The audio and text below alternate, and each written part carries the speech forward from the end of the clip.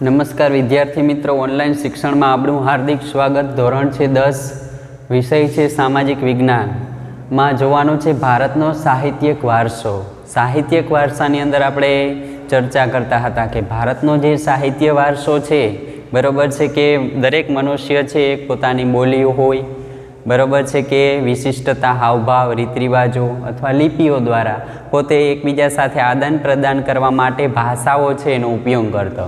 લિપિઓ એટલે કે એમાંથી ભાષા અને લિપિના ઉદ્ભવથી આ ભાષાનો વિકાસ થયો, એના કારણે સાહિત્યની અંદર ઘણી બધી વિવિધતા છે એ જોવા મળી હતી। એટલે કે ભારતના જે સાહિત્યિક વારસામાં ઘણી બધી વિવિધતા અને વિશિષ્ટતાના કારણે, બરાબર છે, ઘણી બધી વિશિષ્ટતા જોવા મળી છે। તેથી વિદ્વાનોએ ભારતના સાહિત્યિક વારસા છે એના બે ભાગમાં વહેંચવામાં આવ્યું હતું। કેવું હતું કે વૈદિક સાહિત્ય અને પ્રશિષ્ટ સાહિત્ય। વૈદિક સાહિત્યને આપણે પ્રાચીન ભારતનું સાહિત્ય તરીકે ઓળખીએ અને પ્રશિષ્ટ એટલે કે મધ્યકાલીન સાહિત્ય, બરાબર છે, એમાં આપણે પ્રાચીન ભારતનું જે સાહિત્ય હતું તેમાં આપણે અભ્યાસ કર્યો હતો કે પ્રાચીન ભારતના સાહિત્યની અંદર કેનો સમાવેશ થયો હતો? કે વેદો કેટલા હતા? કે 4। ક્યાં? કે ઋગ્વેદ, યજુર્વેદ, સામવેદ અને અથર્વવેદ, બરાબર છે। આ 4 વેદો જોયા હતા। એમાં ઋગ્વેદમાં કે ઋગ્વેદ છે પ્રાચીન ભારતનો ગ્રંથ ગણવામાં આવ્યો હતો। તેમાં 1028 ઋચાઓ હતી, બરાબર છે, અને 10 ભાગમાં આ છે ગ્રંથને વહેંચવામાં આવ્યો હતો। આ ઉપરાંત આર્ય છે એની સામાજિક, આર્થિક, ધાર્મિક, બરાબર છે, આ બાબતોનું વર્ણન કરતો પણ આ ગ્રંથમાં એનું વર્ણન કરવામાં આવ્યું હતું। ત્યાર પછી સામવેદ, કે સામવેદ છે એને સંગીતની ગંગોત્રી તરીકે ઓળખવામાં આવે છે। જે ઋગ્વેદ છે એની ઋચાઓના ગાયન માટે સામવેદ છે એની રચના કરવામાં આવી। સામવેદમાં શ્લોકો અને એના લય અને ઢાર છે એનું ગાયન કરવામાં આવ્યું હતું, તેથી તેને ભારતની સંગીતની ગંગોત્રી કહેવામાં આવી હતી। ત્યાર પછી આવે છે યજુર્વેદ। યજુર્વેદ છે એને યજ્ઞનો વેદ ગણવામાં આવ્યો હતો। ગદ્ય અને પદ્ય સ્વરૂપે આ વેદ છે એમાં રચના કરવામાં આવી હતી। એટલે કે એમાં કર્મ જ્ઞાનો જે યજ્ઞો છે, યજ્ઞના મંત્ર, વિધિઓ, ક્રિયાઓ, આ બાબતને લગતો યજ્ઞનો વેદ છે એ ગણવામાં આવતો હતો, એ માટે યજુર્વેદની રચના કરવામાં આવી। ત્યાર પછી અથર્વવેદ, તો અથર્વવેદમાં અનેક પ્રકારના સંસ્કારો અને કર્મકાંડો છે એની રચના કરવા માટે અથર્વવેદ છે એની રચના કરવામાં આવી હતી। વેદો જોયા હતા।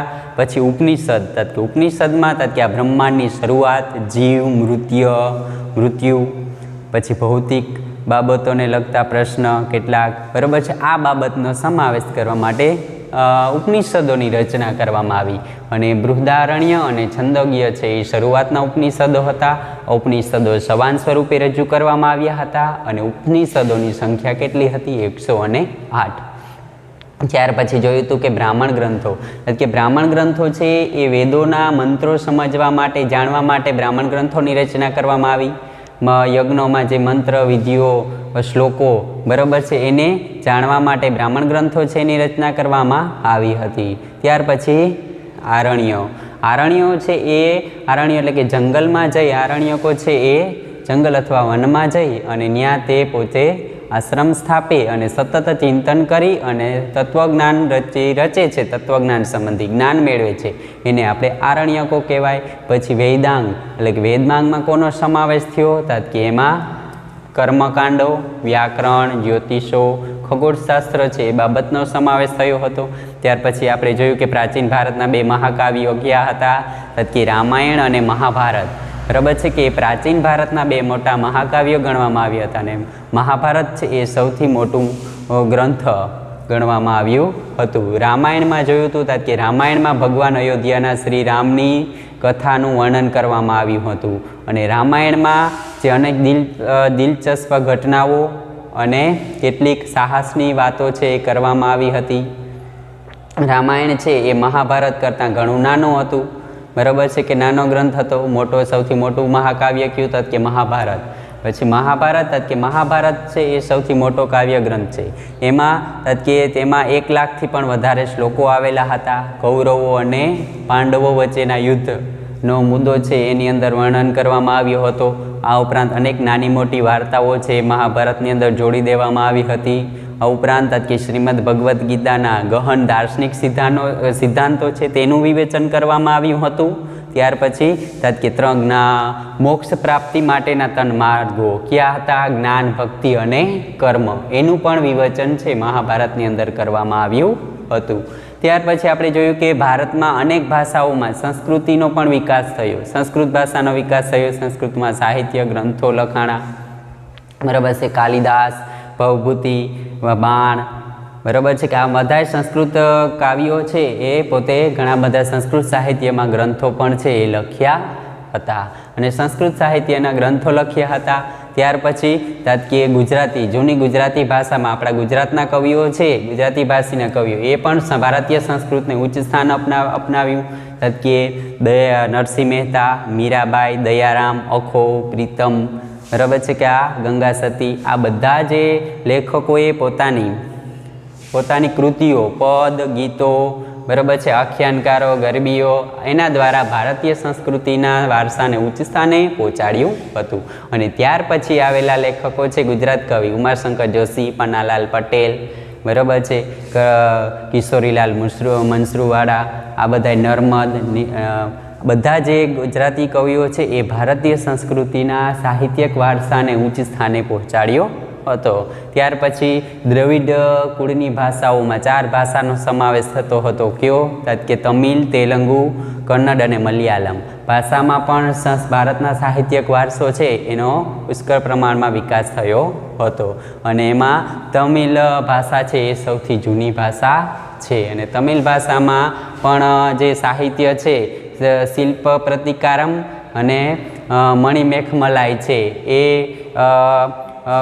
ગ્રંથો છે એની પણ રચના છે એ કરવામાં આવી હતી. મધ્યકાલ એ પ્રાચીન ભારતનું સ્થાપત્ય હતું. અને હવે આવે છે મધ્યકાલીન સ્થાપત્ય, કે મધ્યકાલીન સાહિત્ય. મધ્યકાલીન સાહિત્ય.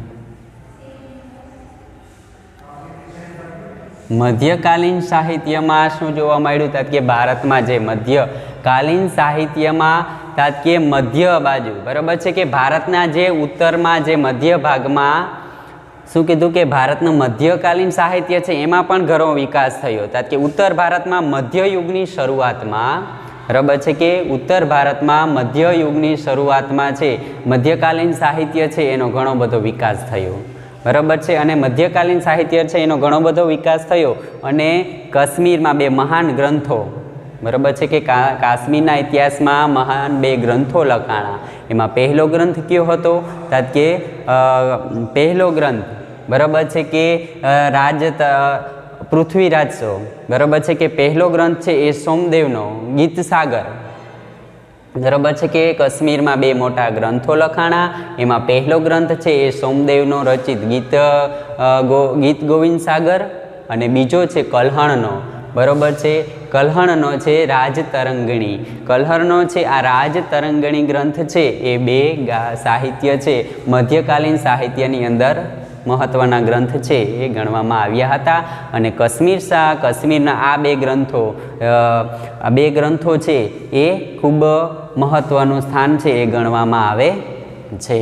આ ગ્રંથોમાં, બરાબર છે, કે આ ગ્રંથોમાં ખૂબ એનું મહત્વ છે એ રહેલું છે સાહિત્યની બાબતમાં. અને રાજતરંગિણી ગ્રંથ છે એ કાશ્મીરના ઇતિહાસમાં આલેખતો અને મહત્વનો ગ્રંથો છે. અને સાચા અર્થમાં કહીએ તો ભારતનો સૌપ્રથમ જે ઇતિહાસનો જો ગ્રંથ હોય તો રાજતરંગિણી ગ્રંથ છે એ સૌથી મહત્વનો ગ્રંથ છે એ ગણવામાં આવે છે. પછી ત્યાર પછી કે આ ગ્રંથો છે, ગ્રંથોની રચના કરવામાં આવી. અને ભારતમાં જે ભ્રષ્ટ થતી ભાષાઓ છે, આ ભ્રષ્ટ થતી અનેક ભાષાઓ છે એમાં પણ સાહિત્ય છે એનું ખેડાણ થયું. અને આ ઉપરાંત કે જયદેવનું ગીત ગોવિંદ રચિત, જયદેવ છે એનું ગીત ગોવિંદ રચિત જે કાવ્ય છે એ પણ સંસ્કૃત ભાષામાં સુંદર કાવ્ય ગ્રંથ છે એની રચના થયેલી જોવા મળી હતી. અને આ પછી આ ઉપરાંત અનેક ભાષાઓ છે એનું પણ સાહિત્યનું સર્જન થયું. હિન્દી સાહિત્યમાં, બરાબર છે, કે ચદંબરાઈ બરાબર છે, ચદંબરાયે પૃથ્વીરાજ શો નામનું હિન્દી સાહિત્ય ગ્રંથ છે એની રચના છે એ કરી હતી. તો તમને એક એક વાક્યમાં પ્રશ્ન પૂછાય કે ચદંબરાયે કયા ગ્રંથની રચના કરી હતી? તો ચદંબરાયે પૃથ્વીરાજ શો નામની ગ્રંથની રચના છે એ કરી હતી અને હિન્દી ક્ષેત્રે ઘણું બધું મહત્ત્વ રહેલું હતું આ ગ્રંથે. અને પૃથ્વીરાજે આ ચદંબરાયની ગ્રંથ છે, ચદંબરાય ગ્રંથ છે એની રચનામાં પૃથ્વીરાજ શોમાં પૃથ્વીરાજ ચૌહાણ છે એના વીરતાના, બરાબર છે કે એનું વીરતાનું વર્ણન છે આ ગ્રંથની અંદર કરવામાં આવ્યું હતું. ત્યાર પછી અનેક ભાષાઓ છે એનું મધ્યકાલીન સાહિત્યની અંદર સમાવેશ થયો હતો. આ ઉપરાંત દક્ષિણ ભારતમાં પણ સંસ્કૃત સાહિત્યમાં, બરાબર છે, ઘણો બધો વિકાસ થયો હતો. બરાબર છે, એમાં શંકરાચાર્યનું જે ભાષ્ય છે એ પણ મુખ્ય છે એ ગણવામાં આવ્યું હતું. બરાબર છે કે શંકરાચાર્યનું દક્ષિણ ભારતમાં પણ સંસ્કૃત સાહિત્યનો વિકાસ થયો. એમાં શંકરાચાર્યનું જે ભાષ્ય છે એ પણ મહત્ત્વનું છે, એ મહત્ત્વનો સાહિત્યનો ગ્રંથ છે એ ગણવામાં આવે છે. અનેક પ્રકારની જે ભાષાઓના કારણે ભારતીયમાં મધ્યકાલીન સાહિત્ય છે એની સ્થાપના કરવામાં આવી હતી.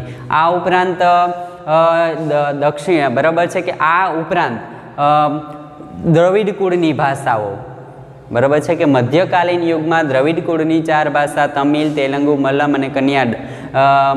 અને કન્નડ, બરાબર છે કે આ ભાષામાં પણ સાહિત્ય છે એનો પણ વિકાસ થયો હતો. અને તમિલ ભાષામાં પણ સાહિત્ય, બરાબર છે કે તમિલ ભાષા છે એમાં પણ સાહિત્ય છે એનો વિકાસ થયો. અને કંબલે, બરાબર છે કે કંબલ નામના જે સાહિત્યકાર છે, કંબલે તમિલ ભાષામાં છે રામાયણની રચના કરી. કંબલે તમિલ ભાષામાં છે રામાયણની રચના કરી. અને આ ઉપરાંત તમિલમાં ઘણા બધા સાહિત્ય છે, એ સાહિત્ય છે એની રચના છે એ કરવામાં આવી હતી. તો મધ્યકાલીન સાહિત્યની અંદર આ ઉપરાંત કે મધ્યકાલીન સાહિત્યની અંદર ભાષાઓ, બરાબર છે કે ભાષા અને સાહિત્યની દ્રષ્ટિએ ઘણું બધું મહત્ત્વ રહેલું હતું. અને દિલ્હી સલ્તન યુગમાં આ મધ્યકાલીન સ્થાપત્ય છે એ અત્યંત વેગવંતી બની. અને હિન્દીના જે 2 પદો હતા, હિન્દીનું સાહિત્ય હતા 2 પદો, બરાબર છે, છંદ અને વેદપીઠિકા છે, એ પણ આ સાહિત્ય છે એમાં ઘણું બધું છે એ સાહિત્યની અંદર ખેડાણ થયેલું જોવા મળ્યું હતું. ત્યાર પછી તાત્કાલિક ગુજરાતી અને હિન્દીની સાથે સાથે જે રાજસ્થાની છે, બરાબર છે કે રાજસ્થાની ભાષાનો પણ સમાવેશ થયો હતો. એમાં ઉદય, બરાબર છે, ઉદય અને આલ્હા જે છે એ રાજસ્થાનીના સાહિત્યમાં ઘણો બધો છે એ વિકાસ થયેલો જોવા મળ્યો હતો. ત્યાર પછી ફારસી ભાષા, દિલ્હી સલ્તન જે સુલતાનો છે એની ફારસી ભાષા દિલ્હી સુલતાનોની રાજભાષા હતી. ફારસી ભાષા છે દિલ્હી સુલતાનોને શું રાજભાષા છે એ હતી. અને ફારસી ભાષામાં જે અબ્દુલ ફઝલે આઈને અકબરી અને અકબરનામા છે આ ગ્રંથની ફારસી ભાષામાં રચના કરી હતી. બરાબર છે. અને આઈને અકબરીમાં જે ભારતના ધર્મ, પ્રદેશ, દર્શન, આર્થિક સ્થિતિ એનું વર્ણન કરવામાં આવ્યું હતું. અને આઈને અકબરીમાં અબ્દુલ ફઝલનો ભાઈ ફૌજી અબ્દુલ છે, બરાબર છે કે એને આઈને અકબરીમાં સંસ્કૃત ભાષાનું જે સંસ્કૃત સાહિત્યના જે ગ્રંથો હતા એને ફારસી ભાષામાં અનુવાદ કર્યા હતા. બરાબર છે, એટલે મધ્યકાલીન યુગમાં ફારસી ભાષા છે એમાં પણ સાહિત્યનું ખેડાણ છે એ થયેલું જોવા મળ્યું હતું. અને અકબરે છે અકબર, જહાંગીર, શાહજહાં, આ બધાએ જે પોતાના કાળમાં, બરાબર છે કે મધ્યકાલીન સાહિત્ય છે એનું ઘણું બધું ગ્રંથો લખ્યા હતા. તો અકબરે તો એમાં શું રામાયણ, મહાભારત, વિષ્ણુ પુરાણ, શ્રીમદ ભગવદ્ ગીતા, પંચતંત્રની વાર્તાઓ, બરાબર છે, આ માટે એક અલગ વિભાગોની સ્થાપના કરી અને તેને મહત્ત્વ છે વધારે આપ્યું હતું. અને સંસ્કૃત ભાષામાં એનું ખેડાણ છે એ પણ કર્યું હતું. હિન્દી, સંસ્કૃત, પછી દ્રવિડ કુળની ભાષાઓ ને ફારસી ભાષાઓ, પછી ત્યાર પછી ઉર્દુ ભાષા છે. ઉર્દુ ભાષામાં પણ અનેક પ્રકારનું મધ્યકાલીન છે એનું સાહિત્ય છે એ લખાણું હતું. તો આ હતું મધ્યકાલીન યુગની સાહિત્ય કલા, કે ભારતમાં પ્રાચીન કલાનું સાહિત્ય સાથે મધ્યકાલીન સાહિત્ય છે એની અંદર પણ ઘણું બધું ખેડાણ, ગ્રંથો, બરાબર છે કે એ લખાણા હતા। ત્યાર પછી હવે આવે છે કે ભારતની જે પ્રાચીન વિદ્યાપીઠો, બરાબર છે, કે ભારતમાં આવેલી પ્રાચીન વિદ્યાપીઠો હતા કે નાલંદા, તક્ષશિલા, વારાણસી, કાશી, બરાબર છે, આ બધી વિદ્યાપીઠો છે એ આવેલી છે। તો તેનો આપણે અભ્યાસ કરીએ કે ભારતમાં આવેલી વિદ્યાપીઠો, પ્રાચીન વિદ્યાપીઠો, ભારતમાં આવેલી પ્રાચીન વિદ્યાપીઠો।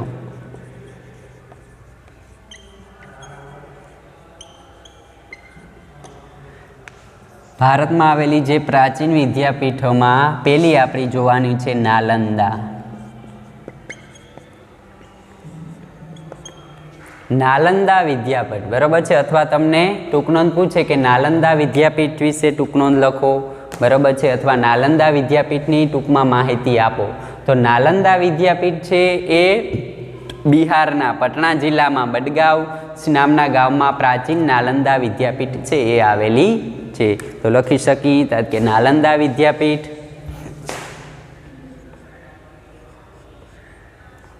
નાલંદા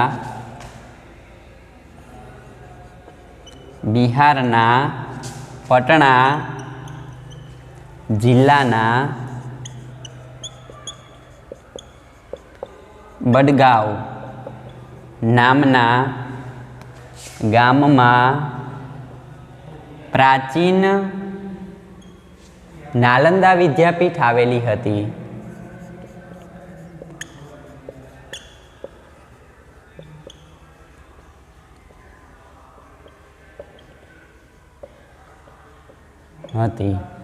બરાબર છે કે નાલંદા છે બિહારના પાટણ જિલ્લાના બડગાંવ, બરાબર છે કે બડગાંવ નામના ગામમાં પ્રાચીન નાલંદા વિદ્યાપીઠ છે એ આવેલી હતી। તમને પૂછાય ટૂંકનોંધ લખો અથવા નાલંદા વિદ્યાપીઠ વિશેની માહિતી આપો તો આ રીતે લખવાનું। ત્યાર પછી તાત્કાલિક ભારતની સંસ્કૃતિમાં,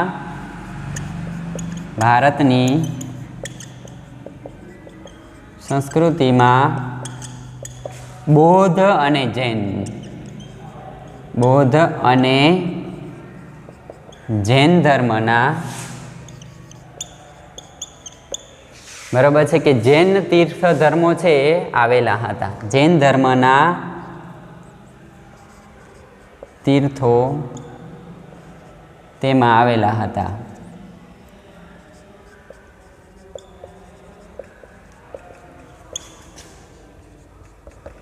આ પ્રાચીન વિદ્યાપીઠમાં, બરાબર છે કે જૈન અને બૌદ્ધ ધર્મ છે એના મહાન તીર્થ સ્થાનો છે એ તીર્થ સ્થાનો છે એ પણ આવેલા હતા।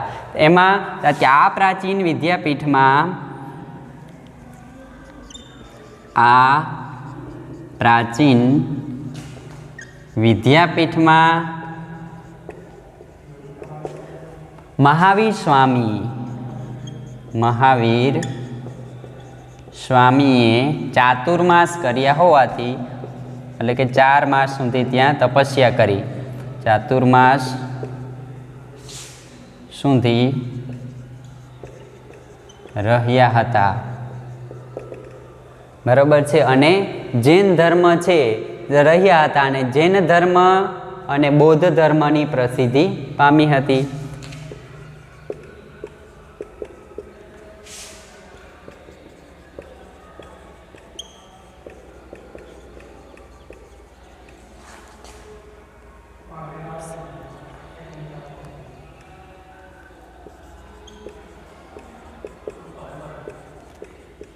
નાલંદા વિદ્યાપીઠમાં કે મહાવીર સ્વામીએ ત્યાં ચાતુર્માસ કર્યા હતા, તેથી જૈન ધર્મ છે, બરાબર છે, એની પ્રસિદ્ધિ છે ત્યાં પામી હતી।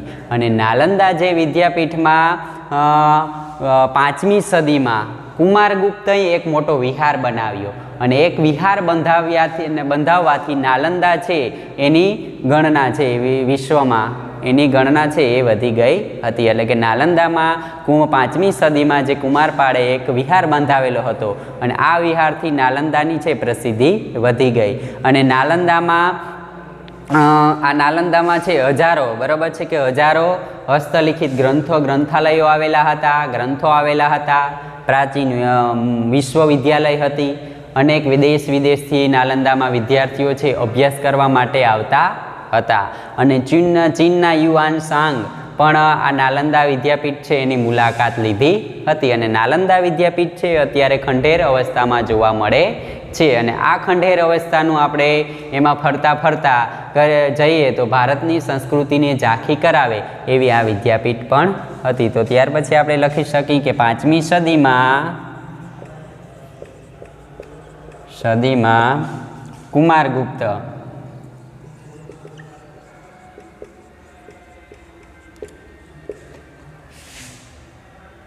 કુમારગુપ્તે એક મોટો વિહાર બાંધ્યો.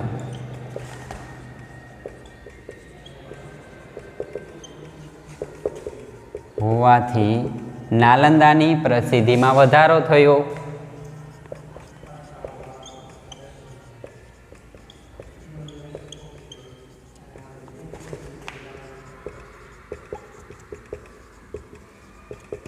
કે કુમારપાળે ઈસવીસનની 5મી સદીમાં, બરાબર છે, કે 5મી સદીમાં કુમારપાળે શું એક વિહાર બાંધ્યો.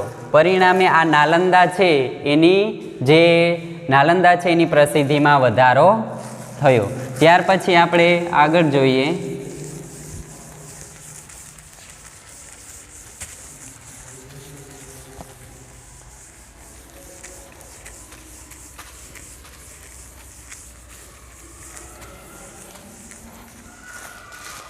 નાલંદામાં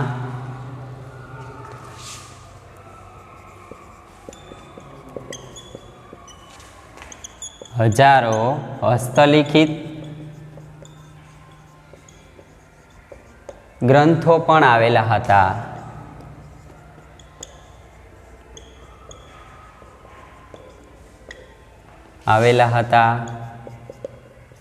પછી કે નાલંદા વિશ્વવિદ્યાલય ગણવામાં આવતી હતી.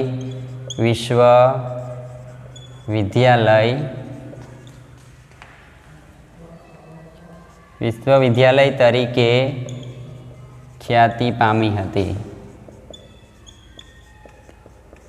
પછી કે નાલંદામાં દેશ વિદેશથી વિદ્યાર્થીઓ છે અભ્યાસ કરવા માટે આવ્યા હતા. કે નાલંદામાં દેશ વિદેશથી વિદ્યાર્થીઓ અભ્યાસ કરવા માટે આવતા હતા. દેશ વિદેશમાંથી વિદ્યાર્થીઓ નાલંદામાં છે અભ્યાસ કરવામાં આવતા હતા. બરાબર છે. ચીનના યુઆન શ્વાંગે પણ નાલંદાની મુલાકાત લીધી.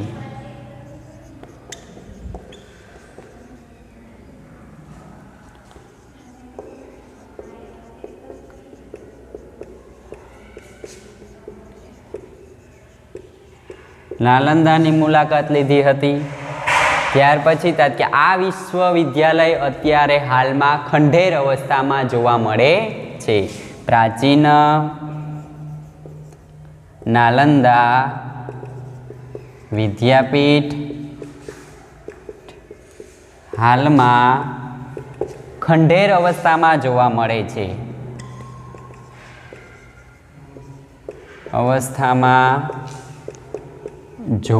મળે છે. પરંતુ બરાબર છે કે પરંતુ નાલંદા વિદ્યાલયમાં ફરવા જાતા નાલંદા વિદ્યાપીઠમાં ફરવા જાય તો ભારતીય સંસ્કૃતિની ઝાંખી કરાવી આપે છે.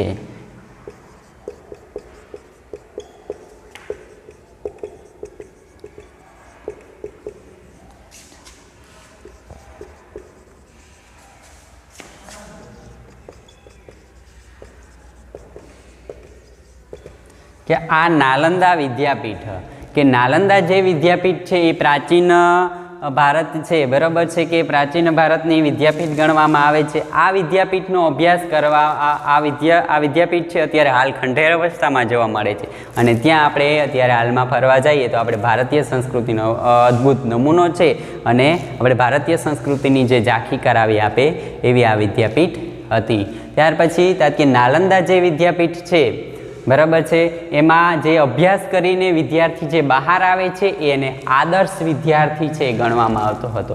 કે નાલંદા વિદ્યાપીઠમાંથી જે અભ્યાસ કરીને બહાર નીકળેલો વિદ્યાર્થી છે એને આદર્શ વિદ્યાર્થી છે તરીકે ગણવામાં આવતો. એ પછી તાત્કે ઈસવીસનથી 5મી થી 11મી સદી દરમિયાન નાલંદા વિદ્યાપીઠ છે એની પ્રસિદ્ધિ બરાબર છે વિશ્વવિખ્યાતમાં એની પ્રસિદ્ધિ છે એ થયેલી હતી અભ્યાસ ક્ષેત્રે. 5મી થી 11મી સદી સુધી નાલંદા વિદ્યાલયની પ્રસિદ્ધિ શિક્ષણ ક્ષેત્રે ઘણી બધી રહેલી હતી અને તક્ષશિલા અને નાલંદામાં જે હજારો જે હસ્તલિખિત ગ્રંથો છે એનો અભ્યાસ કરવા માટે દેશ વિદેશથી પણ વિદ્યાર્થીઓ છે એ નાલંદા વિદ્યાપીઠમાં અભ્યાસ કરવા માટે આવતા હતા. અને ચીનનો આવ્યો ને યુઆન સાંગ, ચીનનો જે મહાન મુસાફર યુઆન સાંગ પણ છે એ નાલંદા વિદ્યાપીઠની મુલાકાત લીધી અને તેની સાથે તે 500 બરાબર છે કે 557 બરાબર છે કે 557 ગ્રંથો છે એ પોતે પોતાની સાથે લઈ ગયો હતો.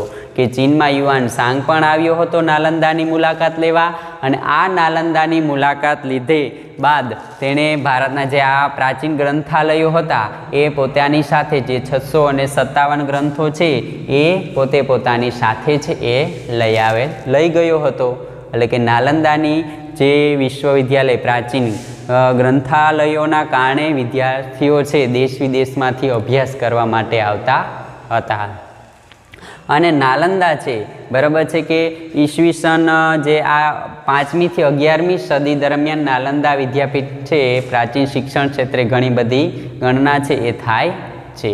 ત્યાર પછી તાત્કે નાલંદા વિદ્યાપીઠમાં જે 7 મોટા ખંડો હતા બરાબર છે કે નાલંદા વિદ્યાપીઠમાં 7 મોટા ખંડો હતા. વ્યાખ્યાન માટે 300 ઓરડાઓ હતા. પછી તાત્કે વિદ્યાર્થીઓ છે એને રહેવા અને જમવા માટેની વ્યવસ્થા હતી. આ વ્યવસ્થા કોણ પૂરું પાડતું? તાત્કે જે અનુદાન કે નાલંદા વિદ્યાપીઠમાં જે એના નાલંદા વિદ્યાપીઠ છે બરાબર છે એને નિર્વાહ માટે ગામડાઓ છે નીમવામાં આવતા કે એને ગામડાઓ છે દાનમાં નીમવામાં આવતા અને આ ગામડાઓની દાનની જે રકમ આવતી બરાબર છે આ રકમમાંથી આ વિદ્યાર્થીઓને જમવા વસ્ત્રો પહેરવા માટે છે બરાબર છે કે જમવા રહેવા વસ્ત્રો આપવામાં આવતા હતા નાલંદા વિદ્યાપીઠમાં. અને આમાં અભ્યાસ કરીને વિદ્યાર્થી બહાર નીકળે એટલે કે આદર્શ વિદ્યાર્થી છે ગણવામાં આવતો હતો. આમાં વિશાળ ગ્રંથાલયો આવેલા હતા અને આ વિશાળ ગ્રંથાલયને ધર્મગંજ નામ તરીકે ઓળખવામાં આવે છે. તમને એમ પણ પ્રશ્ન પૂછાય કે નાલંદામાં આવેલા વિશાળ જે ગ્રંથાલયો છે એને કયા નામે ઓળખવામાં આવે છે? ગ્રંથાલયોને ધર્મગંજ નામે ઓળખવામાં આવે છે. તો નાલંદા વિદ્યાપીઠ અને નાલંદા વિદ્યાપીઠની અંદર બરાબર છે કે પ્રાચીન ભારતમાં 5મી થી 11મી સદી સુધી જે શિક્ષણનું પ્રસિદ્ધ ધામ બન્યું હતું. તો આ નાલંદા વિદ્યાપીઠ વિશે આપણે લખી શકીએ કે નાલંદા વિદ્યાપીઠ છે બરાબર છે કે બિહારના પટનામાં બડગાંવમાં પ્રાચીન નાલંદા વિદ્યાપીઠ આવેલી છે. ભારતમાં બૌદ્ધ અને જૈન સાહિત્યનું પણ ત્યાં પ્રસિદ્ધિ થઈ હતી. મહાવીર સ્વામીએ ત્યાં પોતે ચાતુર્માસ તપસ્યા કરી હોવાથી જૈન ધર્મનો વિકાસ પણ ત્યાં થયો હતો.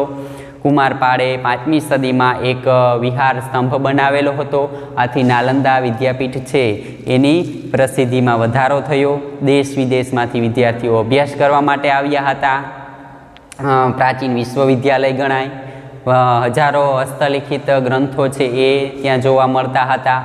ચીનનો યુઆન સાંગ પણ ત્યાં મુલાકાત લીધી હતી અને તે પોતાની સાથે ભારતના જે નાલંદાના ગ્રંથાલયો 657 ગ્રંથો છે પોતે પોતાની સાથે ચીનમાં લઈ ગયો હતો અને નાલંદામાંથી અભ્યાસ કરીને બહાર નીકળતો વિદ્યાર્થી છે અને આદર્શ વિદ્યાર્થી ગણવામાં આવતો હતો. અને ઈસવીસન 5 થી 11મી સદીમાં નાલંદા વિદ્યાપીઠનું મહત્ત્વ ખૂબ વધારે હતું. નાલંદા વિદ્યાપીઠોમાં 3 મોટા ઓરડાઓ 7 મોટા ઓરડાઓ હતા. વ્યાખ્યાન કરવા માટેના 300 ઓરડાઓ હતા. આ આપણે લખી શકીએ બરાબર છે કે નાલંદા વિદ્યાપીઠ. હવે ત્યાર પછી બીજી વિદ્યાપીઠો આવશે, વલ્લભી, તક્ષશિલા.